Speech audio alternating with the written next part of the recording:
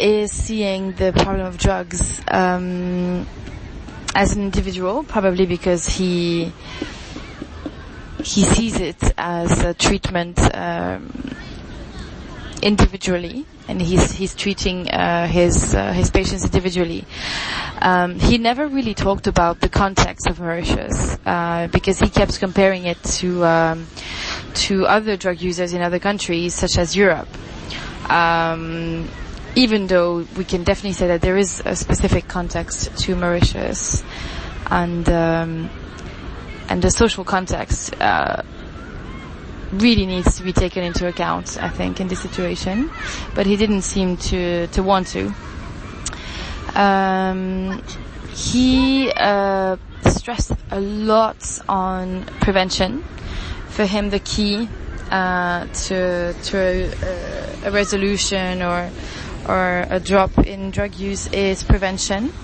So I did ask about, what about young people who are already using drugs, and he said that it should be, intervention should be focusing on post-cure and prevention from relapses or falling again into drugs, I guess he would say. So he didn't talk about any services such as clean syringes distribution or information. It was all about prevention, telling young people how to, what were the consequences to their acts, and giving them facts. That was his kind of only way of seeing an intervention happen in Mauritius. So I guess I would say I tend to disagree with the way he sees drugs and drugs as a problem. He also recommended for me to read other papers on how to prevent people from relapsing and from taking drugs again, which I know they exist. It's just that I was trying to talk about the specific context of Mauritius. But again, because he has a sort of doctor position and medicine background, the way he sees it is really treating patients. But he did say that a lot of people think that because they've been treated, they're actually cured. There was a lot of language about treatment and being cured, actually. Nothing about social context and why people relapsing or having difficulties to stop, which I think are so important, though.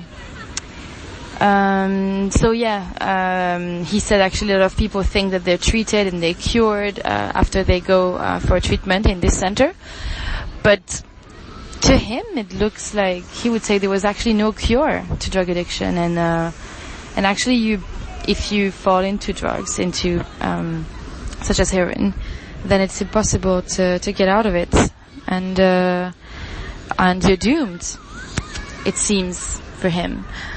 He said he talked to someone who was quite old and had tried to get a treatment for drugs, and that person said, the day I die, I would be able to say that actually I didn't use drugs all my life after I stopped. So I guess he was sort of saying that for someone who's used drugs in the past, it's hard to say that they're never going to touch drugs ever again. Almost like if you use drugs once, then you use it all your life, and it's impossible to actually get out of it. So that's my take on this interview. I definitely think that we were a bit biased by the context of the interview, because we were pressured, we had to hurry up, and I didn't really have time to follow all my questions, so I tried to keep it as a normal conversation, and I think it probably didn't help. But at the same time, people were coming in and trying to get his help, so I felt like I had to leave, and I stopped with my questions. But in general, I just felt a bit uncomfortable and not speaking to someone who was being honest. Also, he talked about the government and how they were receiving money from the state and the government, and they were trusted by them.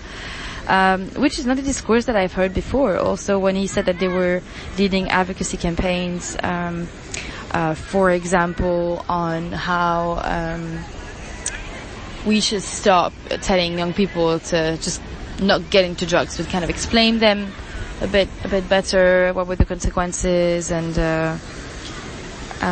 he said actually the government usually listens to them, and it was receptive and was taking things into account, which is the first time that I hear that. Usually people say that the government is voluntarily blind and doesn't want to see the problems that are taboo, and doesn't listen to NGOs as if they were not the experts.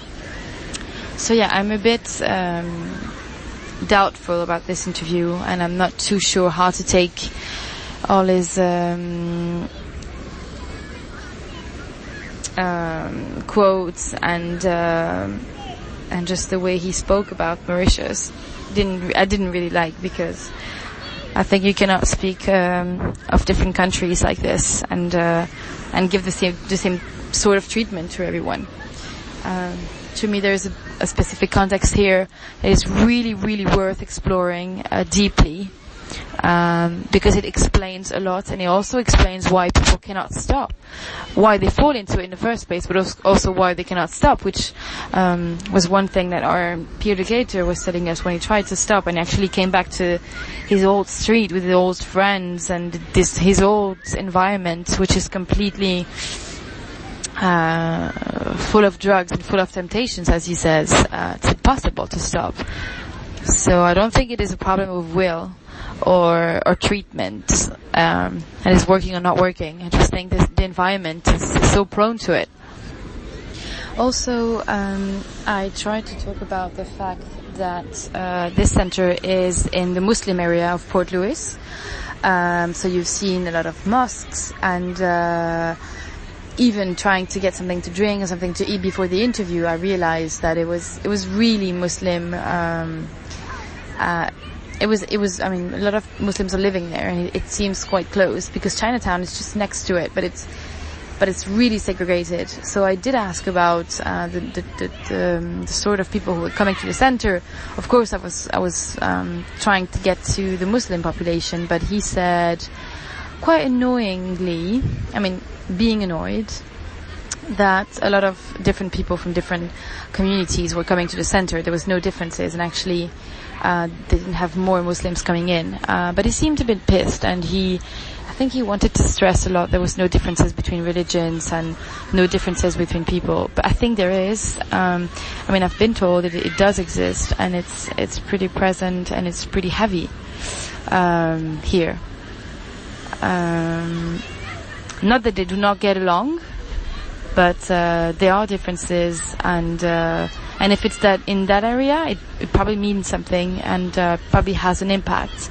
Also, the fact that they are linked to the government and other rehabilitation centers or not, or treatment centers or not,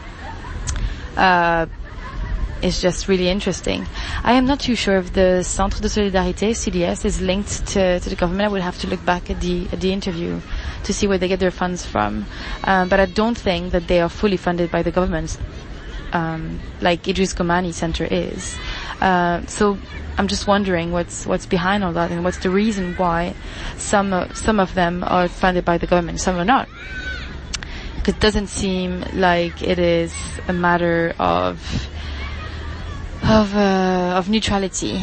But this guy, this director of the center, did say that they were laïque, which means, I guess, neutral in terms of religion.